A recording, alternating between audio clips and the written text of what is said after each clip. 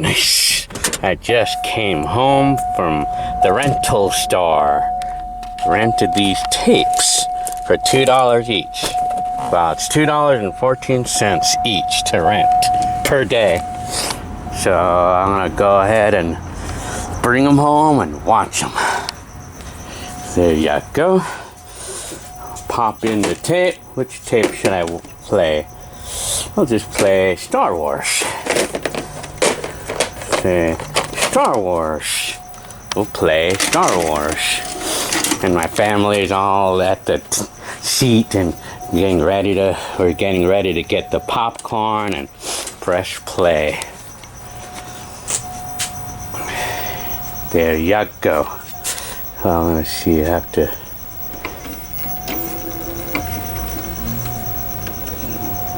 to adjust the tracking. Dang it. Family member is asking me what's taking so long. Well, I have to adjust the tracking over here. I don't know where. Okay, I know why. There you go. Tracking set. I have to set the tracking. There you go. There you go. Now let's sit down and watch the show or the movie. We're gonna watch the movie now. And then sometimes, and then when we're done with the show, you gotta remember that we gotta rewind the tape. And it takes a couple minutes to rewind. Let's say it'll take a couple minutes.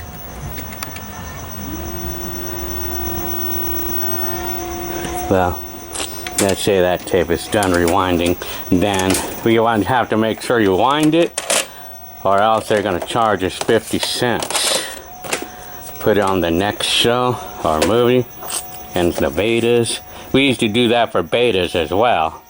I mean, I think when we used to rent tapes, they used to come in cases like this, or while in our store, they were like brown. They were brown or they were black.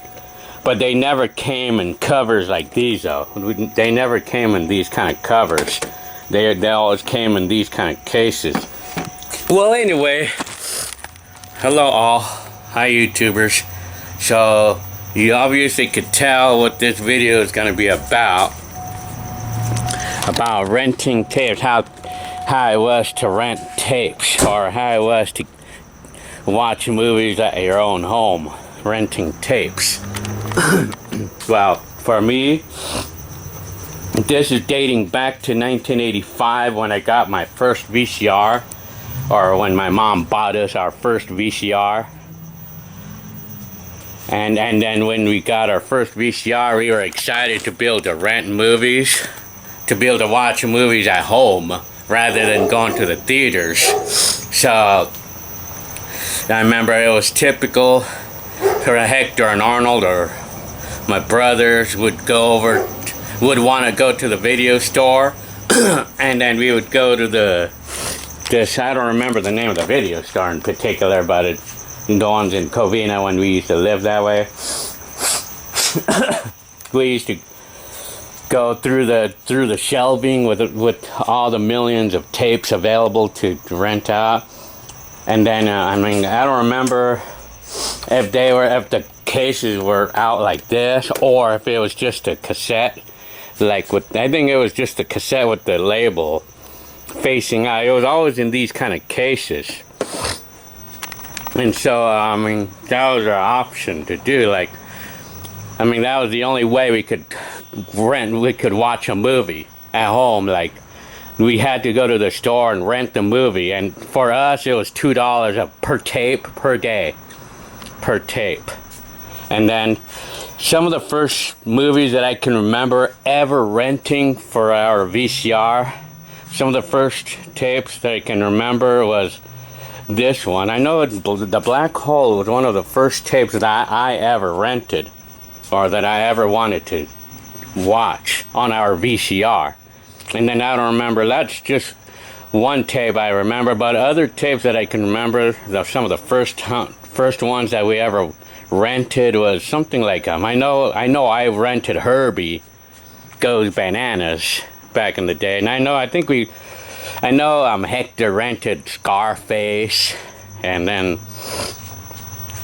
Al Pacino or whatever that name is.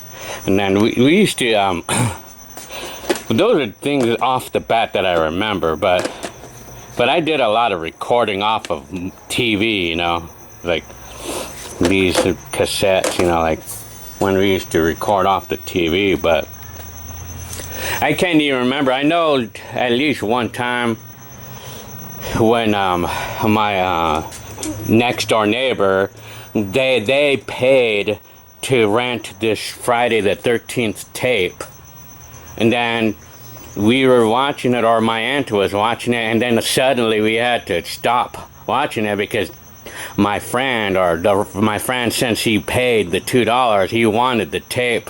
He wanted to take the tape with him so he could watch it himself over at the friend's house or something. So that's how it was, you know. We had to.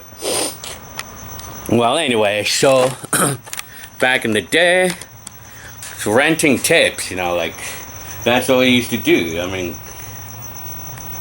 the cassettes.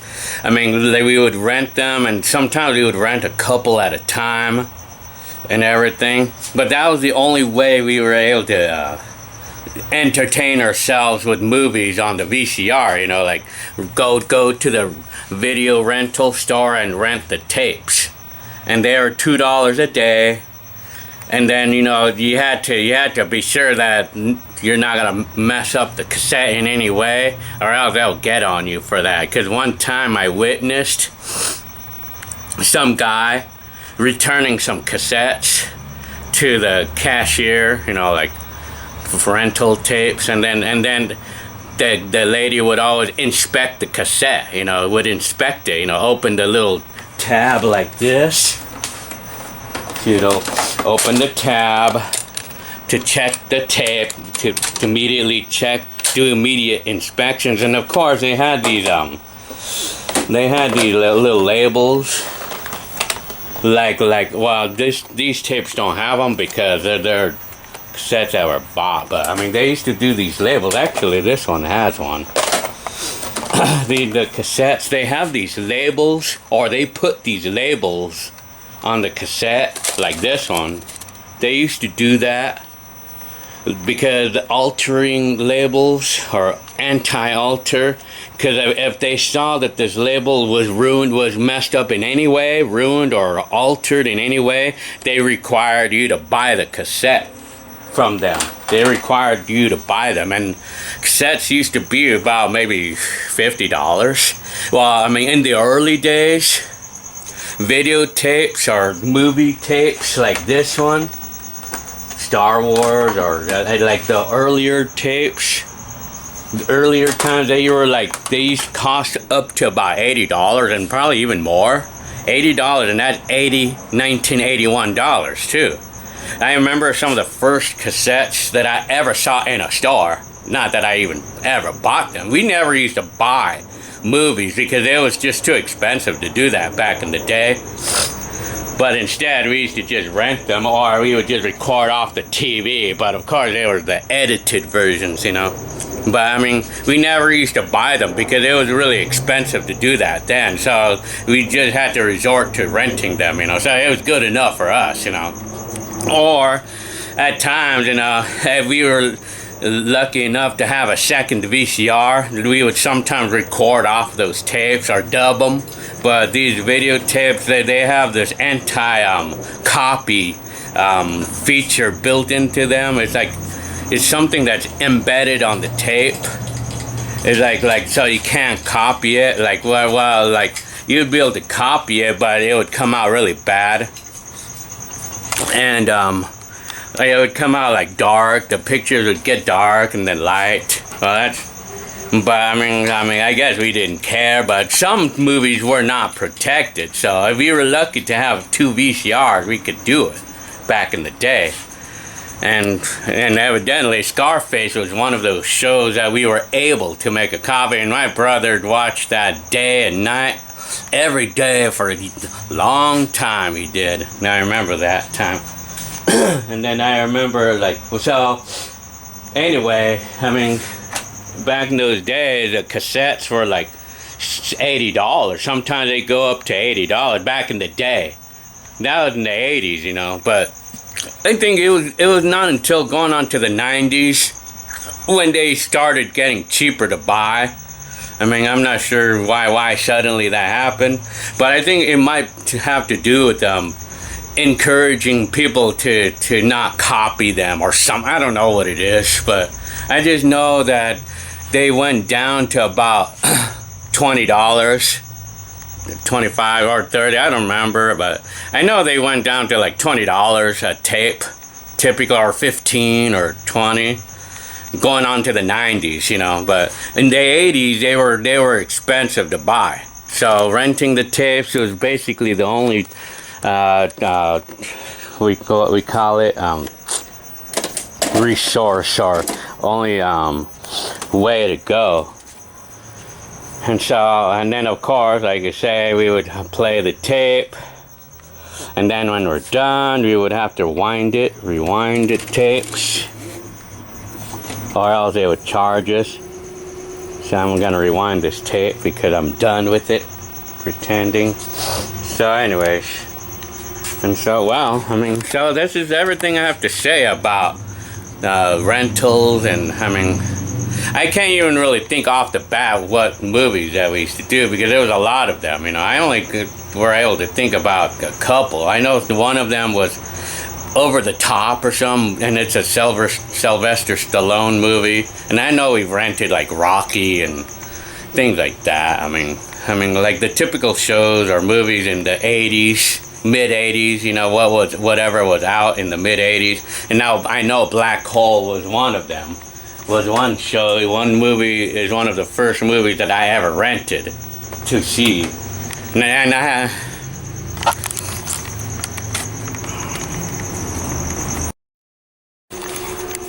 so this tape is still winding, still waiting for it to wind so I can go ahead and take it back to the store after paying $2 of $1985, which is equivalent to like almost $5 in 2018. So imagine you're paying $5 a day to borrow one of these VHS or Beta back in the day, you know. Oh, there's the Beta cassette right here. Well, I mean, like when my aunt had her VCR, you know, like she got her VCR before we got ours, and she got a Beta, and she paid like $1985 to buy that Beta VCR back in the time. And then later on, that's when we were told that VHS was a better format to get, or it was preferred to get, because everybody was getting VHS in the time. And so, and then even me, like when I look at the tapes myself, I used to think that I kind of liked the way the VHS cassettes looked. They looked more sleek because they had the two windows, and that's how I thought back then, you know. They were bigger cassettes. I just liked the way they looked, you know. They looked pretty sleek. Well, that was me. That's how I thought then, you know, as a kid. But the Beta cassettes, they were smaller. And then learning that the Beta only record like 4.5 hours of footage, or 4.5 hours of video, and then the VHS can do 6 hours. And that's where the idea of the VHS being better, that's just one of the things. Well, and it was cheaper, a lot cheaper to buy a VCR than to buy a Beta, you know. Because, you know, you figure like a really nice VCR back in our day cost, a really nice one with forehead and all the good stuff, all the bells and whistles, it cost like maybe $500 for a really nice VHS VCR, while for the Beta it was like maybe more like $800 for a nice one. But of course they had a lot of choices, and then the VHS VCRs, they started at about maybe $220. You know, my mom bought her first VCR for $228, and it was this off-brand. It was called a Multi-Tech VCR, It was just a basic 2-head with the like non-remote, like it was like, anyway. So I just wound the tape. I put it back. Now I'm getting ready to return it to the rental place, so that they're not going to charge me again, you know. Okay, I got to return these tapes to the rental store in my 84 car. Let's go to the store. Okay. And then we're probably going to rent a couple more. That's how things looked in the 80s. Yeah, 80s, straight out 80s. So, these cassettes, and then, it was at least once or twice that we got too lazy to return the tapes.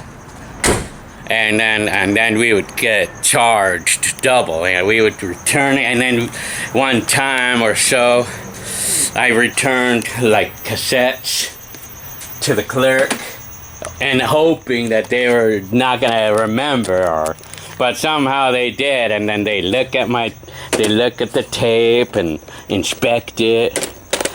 And they would inspect the tape, and then look in here. And then suddenly she would say, "Oh, you're late. You didn't return it yesterday, so it's gonna be $2.14 more today, please." And then I had no way to escape that. So that's $5.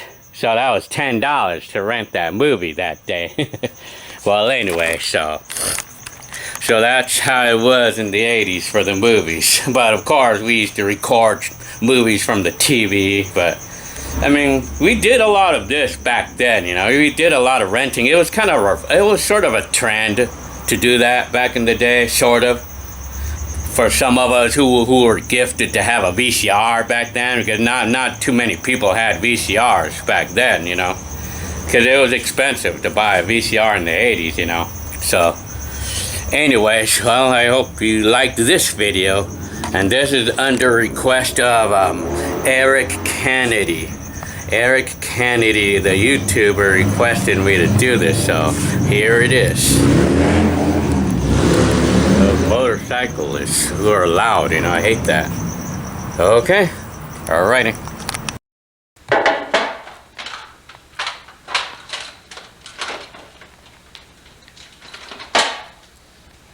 Move so much.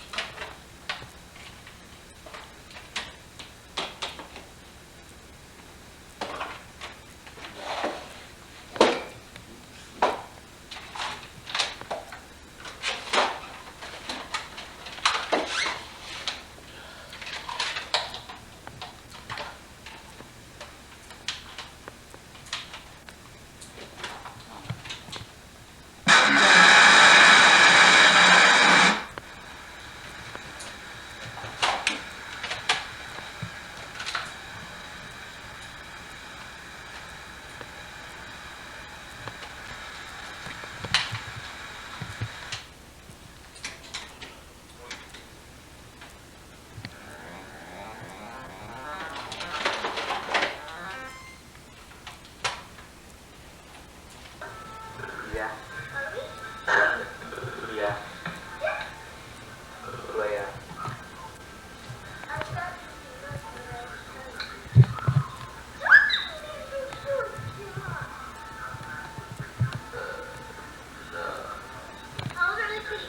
I don't know. More than 2 weeks. I think they're like 2 weeks and 2 days.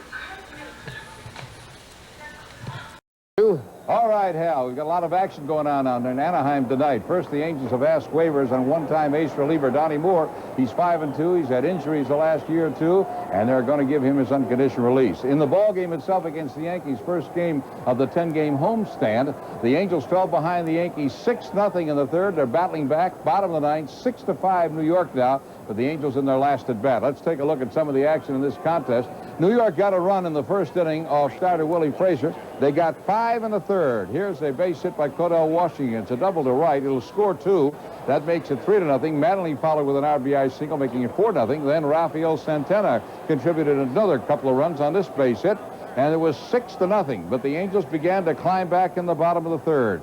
Brian Downing with the base hit off Rick Roden here made it a 6-1 ball game. That scored Joyner. He had double, got another double, scored another one. It was 6-4. And here's a 2-run homer by Schofield in the 6th inning. Schofield 6-5 over the outstretched hand out there, and Roden left the scene. It's 6-5 now. We're playing in the bottom of the ninth. We get a final score, we'll pass that along to you.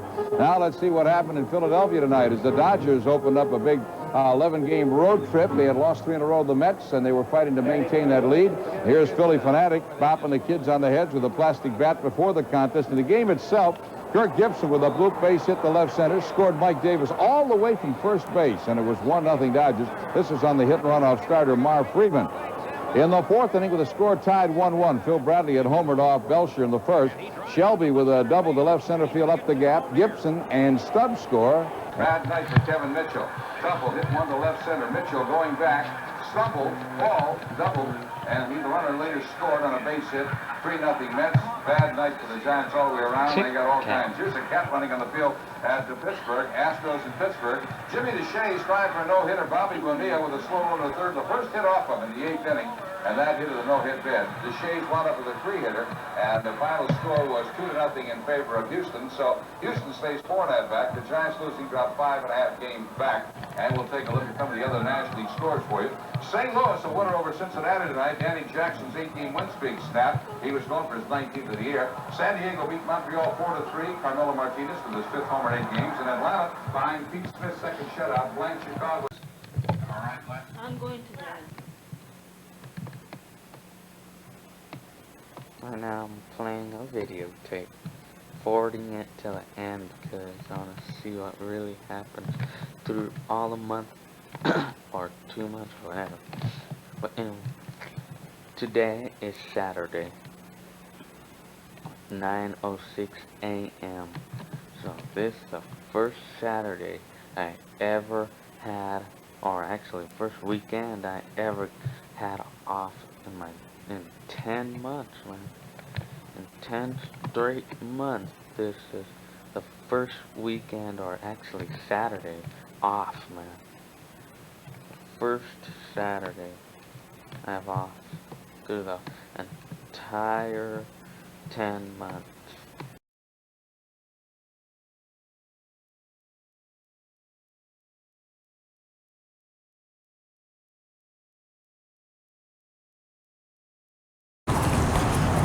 So now let's not forget about the other ways that we used to entertain ourselves with movies. Well, you know, for some of us who were able to afford it or was willing to pay money, they had available TV services like cable box and stuff.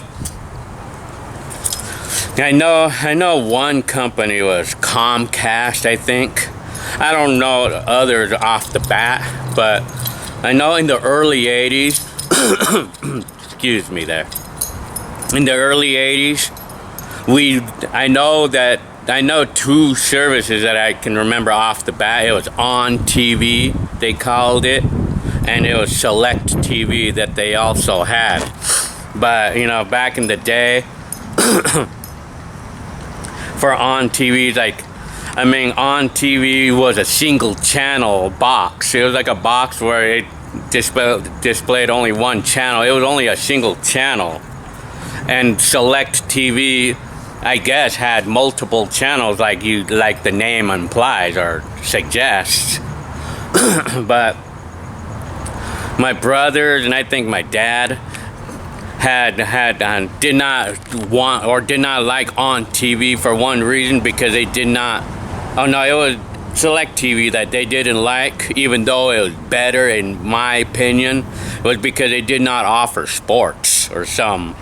It's like they did not, and because my brothers were a big fan of Dodgers and stuff like that, and my dad too. But so my brothers and my dad, or just my brothers, did not like SelecTV for that reason. But all I know is that we did get this ONTV service that one day, my dad decided to go ahead and get us ONTV. And then it was this box that we would set up channel 3 on our TVs to see this box, and every day like a number of movies would play through on TV, commercial free of course. And then these shows or these movies, they would play, I mean, like several movies, but they would play the same titles like maybe like several times every day. Like every day they would repeat the same movie or the same set of movies every day, like maybe 3-4 times a day, like at different hours, like to fit in our schedule, because they were thinking about us then, you know. I mean, to fit in on their schedule, like they would, I remember, like for an example, like for every day, and they would do this, they would show any new release movie every day, like maybe 2-3 times, 4 times a day, like, and they would do that pretty much every day for like maybe 3 months maybe or so, and then after a while they would take that out and start putting in the new releases, you know. That's how it used to be. And that, I guess that would sound like something that would be good for someone who don't have the money to buy a VCR to rent movies, you know. But I mean, I remember that, you know. I remember like if we missed the movie at one specific hour, it was no problem because we can watch it at any other given hour that they show it at, you know. So I mean, that was not a problem. So well, I remember that. I mean, that was Select TV, or that was on TV, and then we used to like, I remember some show that I saw. One of those was Cannonball Run. I remember that. We used to watch that, and I know I watched a number of those shows or movies more than a couple times, you know, like more than a few times while I liked them, you know. Of course, it was nice to be able to see the same show over and over again, like when the times are up, you know, when they play them, you know, like that's what was nice then. And I don't know how Select TV was back in the early 80s, but I know, I mean, I never seen the show. I never seen Select TV, so I could not explain what it was, but it would sound like today's cable TV, you know, like you can select a number of channels. But anyway, so that was in the early 80s, the early times of entertainment, but you know, not too many of us were able to have VCRs because they were expensive. But going into the mid 80s or going past the 80s, like we had a cable TV, but I mean, it was kind of like with my stepdad, or I mean, I guess it was my mom's date that she was dating, this guy that she was dating, this El Rostro guy. He was the thin-billed Mexican guy in some of my videos. You know, he sort of had a connection, sort of like, because he saw cable like running through our condominium walls, and he had the idea that with the cable box that he had lying around, he got it and he hooked it up, and it worked. This cable TV, I guess back in the days it was pretty easy to hack.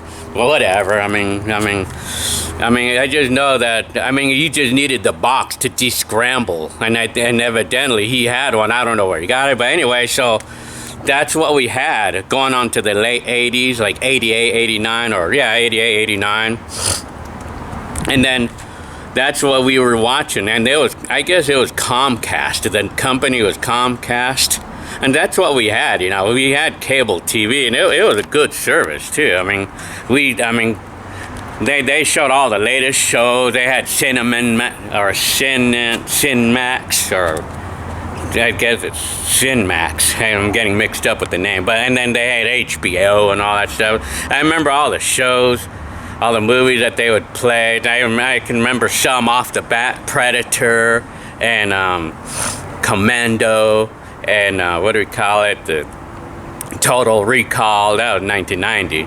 And then, you know, I remember a movie that I watched multiple times through that cable TV. It was called, what's the name of that guy? I mean, what's the name of that show?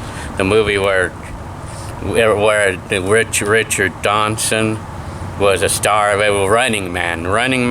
I liked that show. And then I remember 3 O'Clock High. I watched it through cable, and every one of those, a lot of those shows, I had this session of recording off of those shows, you know, off of the cable TV. I mean, because it was great for the VCR owner, because we could make a big collection of movies recording off the cable TV, and I did that back then, you know. But today, those tapes are gone today, because I mean, I just got DVDs over the years, you know, or I just replaced them with DVDs, you know, over the years. But anyway, I mean, that's how it was for cable TV for us back in the time.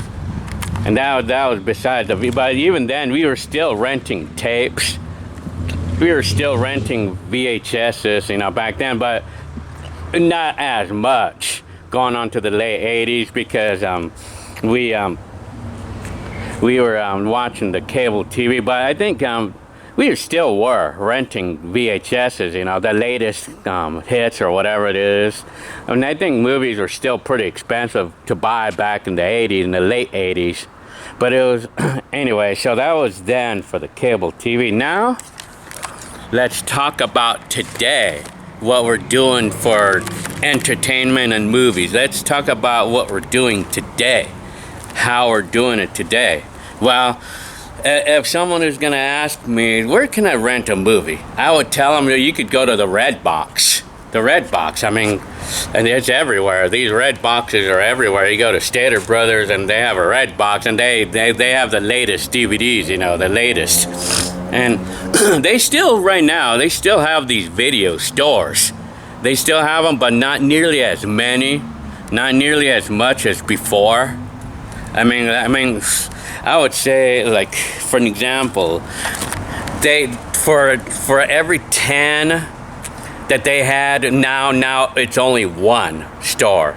So you figure if there was 100 stores, 100 video rental stores then in the 80s, it's only going to be 10 today. It's only 10, but they still do have them. They still have them, but I think it's mostly the older DVDs that they have for rent. And I think they have some newer ones too, but I think it's mostly like older DVDs, and they're going to rent them for like $1 a day or something like that. Or, I mean, that's what we do. But besides that, I mean, I think the main way that most of us rent movies now is online. You know, we go to Netflix. Well, we don't even rent movies. I mean, we do. We can rent movies online too, for the convenience of not having to go to the store. You just go to your computer, or you just go to your TV and download it and rent it for the day, you know. I mean, it's more convenient today, apparently. So, I mean, we'll go to Netflix, or we'll go to these sites to rent the movie online, or we go to Redbox. That's how we do it today. And for some people, very few anymore these days, they go to these video stores, but I mean, it's more convenient to do it online, you know. And then when it comes to buying VHSs and DVDs, well, back in the day, I mean, it did not start getting affordable until the 90s, to buy movies on VHS, because they went down to like $20 a tape going for the newer releases. But now today, even today, I mean, DVDs and Blu-rays will cost like $20 to buy the new release videos.